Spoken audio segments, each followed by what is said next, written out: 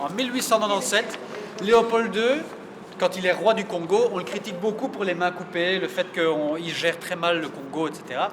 Et donc il va vouloir avoir l'idée de faire une exposition ici dans le parc à Tervuren.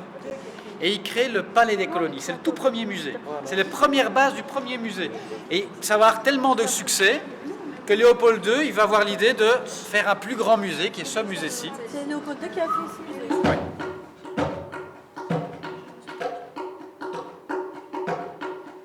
Bien au marché noir, j'ai entendu qu'une paire de défense comme ceci, c'est entre 30 et 40 000 euros.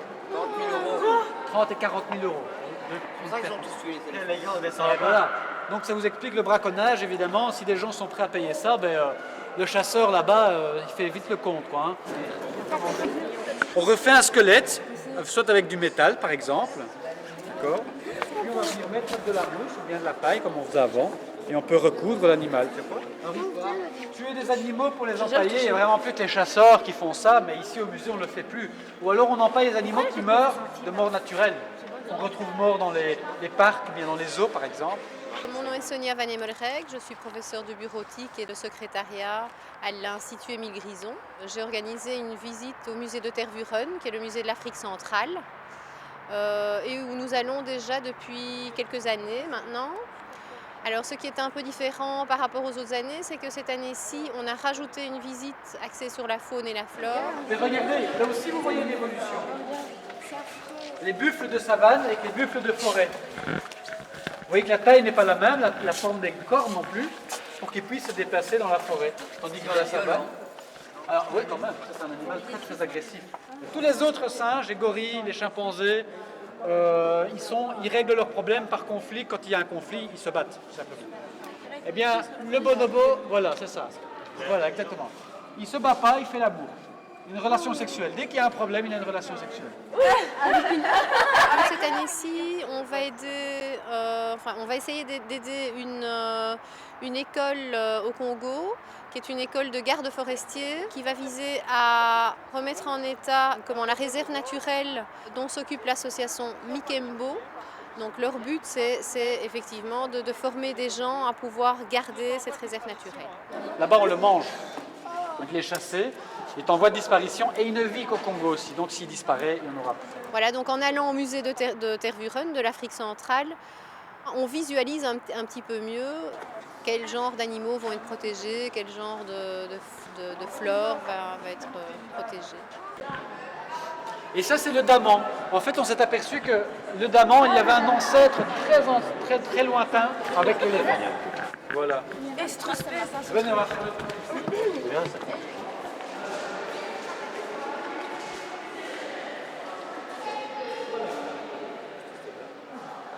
Alors, comment on appelle cela? Il y en a deux modèles qui sont là.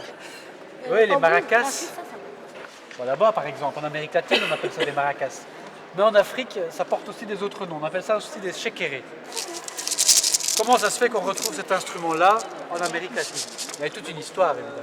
Au Mexique, ça commence par Mexique, Cuba. À Cuba, quand on fait la salsa, on utilise le maracas. Il y a une raison et je vais vous l'expliquer tout de suite après.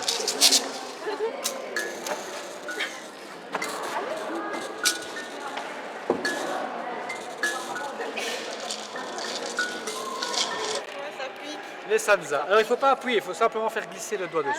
Si tu fais glisser le doigt. Voilà. C'est bien ça, les mélodies qu'on fait. On va s'endormir avec ça. Ouais, on s'endort.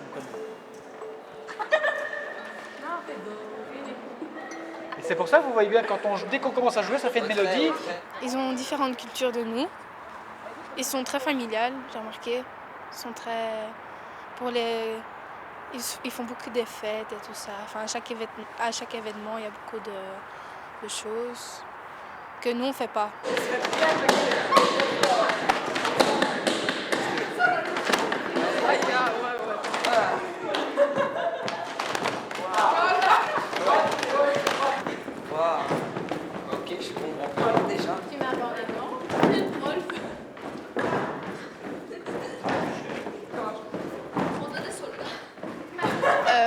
les musées étaient très bien.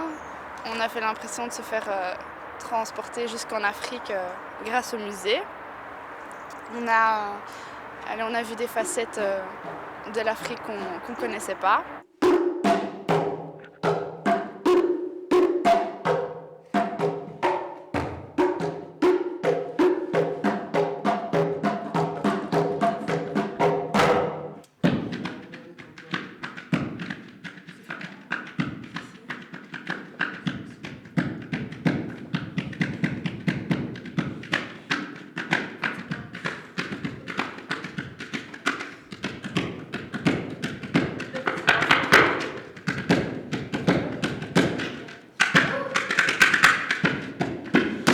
Alors la calebasse, vous avez vu, donc on peut l'utiliser comme, comment on appelle cette partie des instruments de musique qui sert à amplifier le son?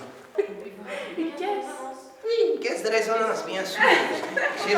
J'ai presque dit ça, amplifier le son. Alors la caisse de résonance, c'est un peu comme ma bouche, hein, vous voyez, je vous parle et ma bouche fait office de caisse de résonance. À quelle occasion est-ce qu'on joue des tambours en Afrique? Quelqu'un a une idée? Le mariage. Le mariage, oui. Les naissances, les funérailles, oui. Les décès. Le passage de l'enfance à l'adulte, en plus d'autres choses que par la circoncision, qui est ce qu'on appelle en anthropologie une blessure symbolique. Hein. Donc, bien faire attention. On ne fait pas que la circoncision, ça n'existe pas. On ne va pas s'infliger du mal pour rien, il y a toujours un sens derrière. Et le sens, c'est surtout ça. C'est marquer le stade où vous êtes devenu adulte. 1, 2. Ça, c'est beaucoup mieux. Allez, on va chercher la perfection. 1, 2. Presque. 1, 2. 1, 2. Changez de main. Oui, n'oubliez pas, là, fermez, et surtout la paume de la main au milieu. 1, 2, 1, 2, 1, 2, 1, 2.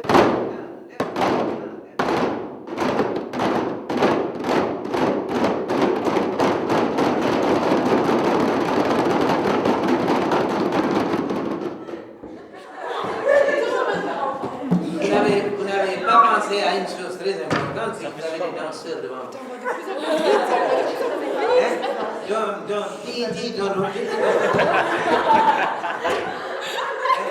N'oubliez pas les danseurs, s'il vous plaît.